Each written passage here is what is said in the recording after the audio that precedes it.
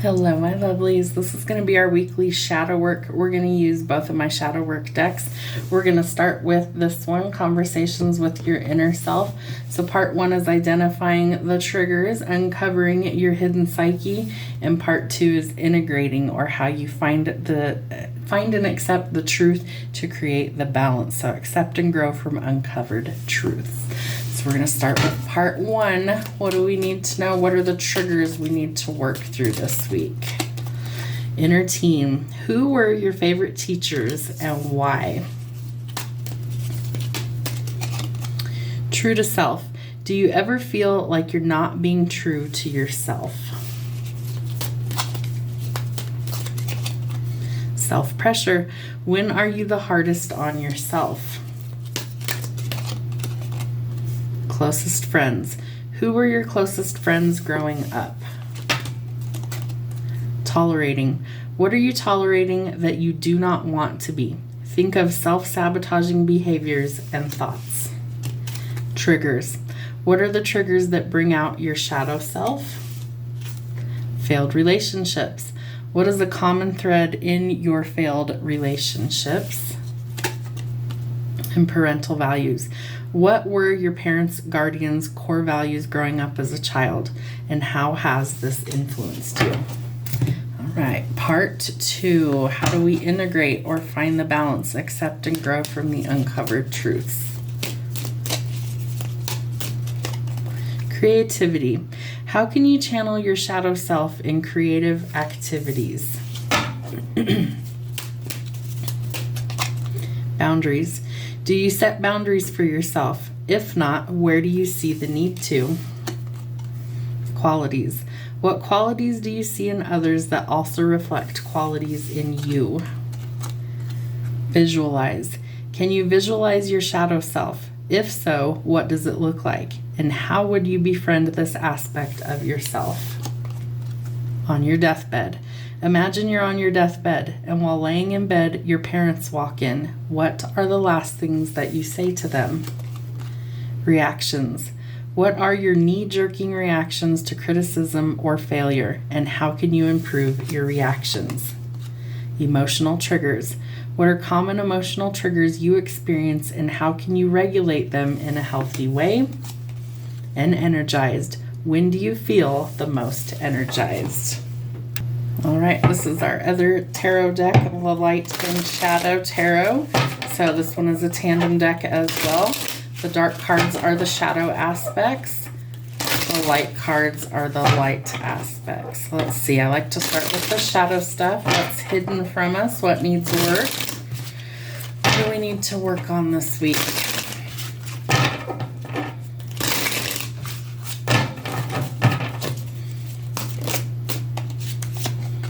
Ooh, okay. Well, we may need to start working on commitments or the lack thereof. There's some sort of imbalance in a love relationship or long-standing commitment or a marriage. I feel like there is a breakdown in communication and balance. I also feel like this is an indication that something needs work before it's completely over with. The Nine of Coins tells us there could be some financial issues and blocks going on as well. Maybe you've had your hopes and dreams dashed by this situation and that something didn't quite pan out how you thought that it would. The Star tells us that we need to keep hope alive, that there's something left to salvage, that a wish fulfillment comes in divine timing. I feel like you need to start pouring into yourself more as opposed to a situation that you're unsure of. You also need to stop worrying so much about financial issues. The worry shows lack, and so while that might be your reality, that you're lacking enough to go around, Spirit wants you to operate in the sense that there's always more available. You might have to do some work to get there, but there's always more available, so don't operate in lack. The Knight of Swords. Somebody is not taking action in a love connection here.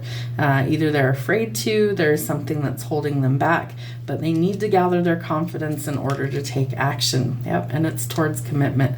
I feel throat chakra is being affected. I feel like there is this need to like stay single. It's so weird.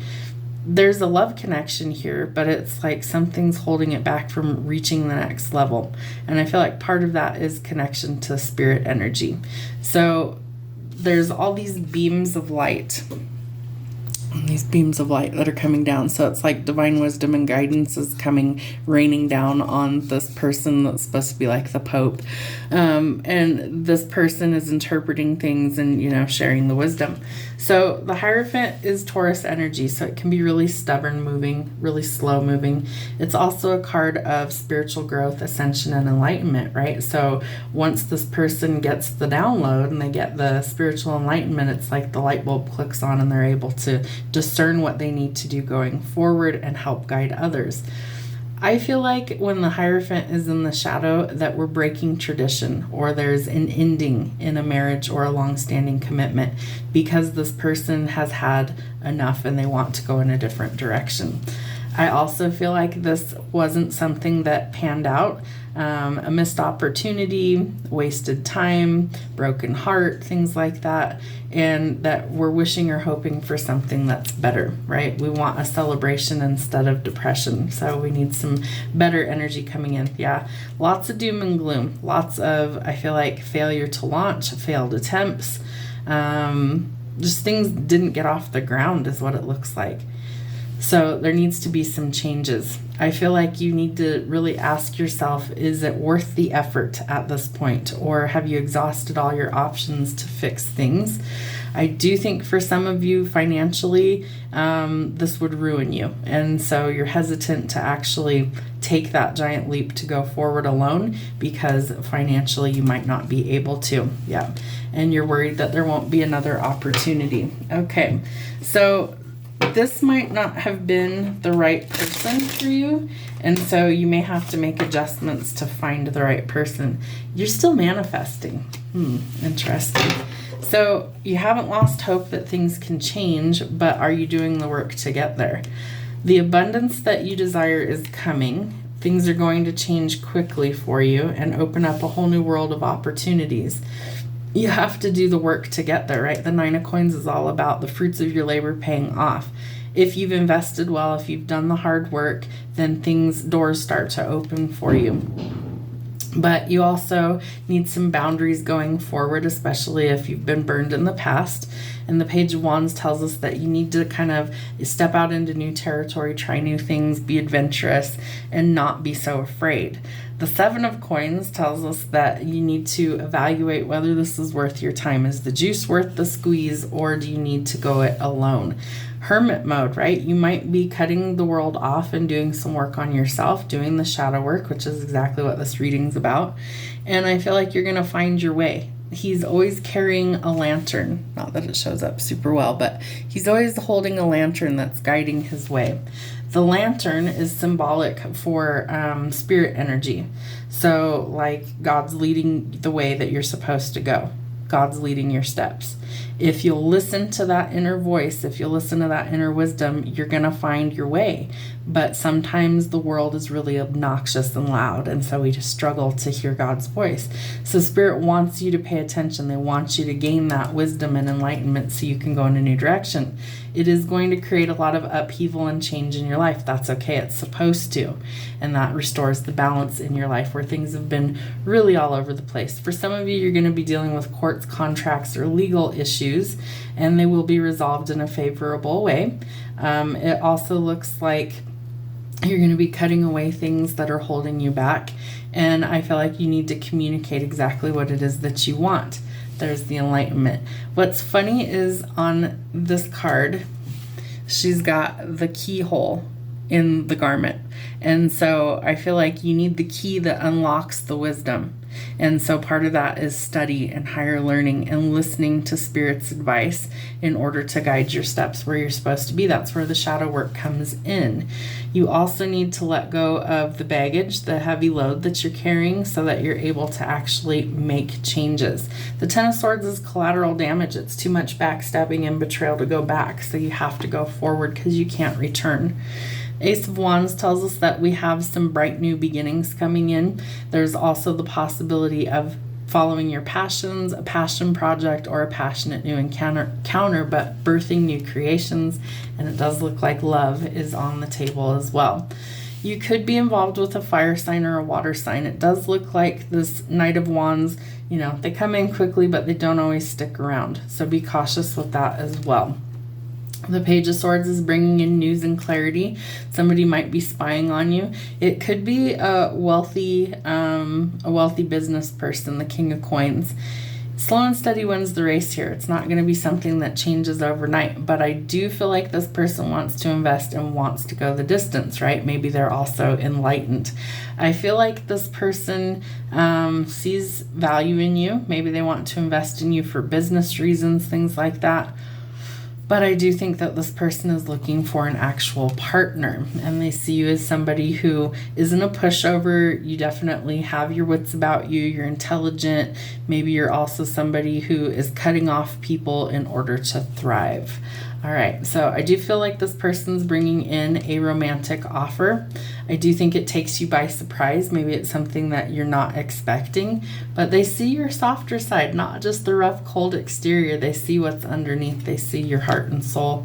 And I do feel like they want you to open your heart, open the door to this opportunity. The Nine of Wands tells us that someone has their guard up, but some good luck is coming in and things are going to change.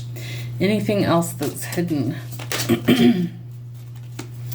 Your manifestations haven't come in for whatever reason. Some of you are doubting that it's possible. Some of you have given up hope, but you need to keep manifesting from a positive place of mind. Things are imbalanced and something definitely needs to change. It's going to take teamwork to make the dream work, and that's what helps to restore the balance where things have been imbalanced. What is the outcome? Okay, so we've got to shift our perspective for these things to change. You have to shift your perspective for the manifestation to come in. You also need to plan or set some goals for the future and pick a path of what you want. You also have to leave the burden behind and see the truth for what it is. One more. Yeah. Okay, so Spirit wants you to start planning or setting some goals for the future. Manifest from a positive frame of mind. Stay positive until you see it actually happen. Don't lose hope that it's possible. But you've got to communicate what it is that's working and what's not working, and be willing to make adjustments in order to get to the good stuff. I do feel like you have positive changes that are trying to come in. The question is, are you open to them? I feel like you need to really focus on your goals, on practical matters, building an empire, and I feel like you're going to be just fine. You also need to walk away from what's not serving you, and we do have the Empress. So you're needing to step into your divine energy. Wow, okay. And then we get to the good stuff, exactly like I was saying. Emperor, Empress, 10 of Cups. What was hidden is coming to light. This person is coming forward. They will make an offer towards you because they know you're the person that they want to be with. Maybe they were unsure. Maybe you didn't even know this person originally. Maybe you were with a karmic partnership, but these are twin flames, soulmates, and divine counterparts, and it looks like they're coming into union. Have a great week.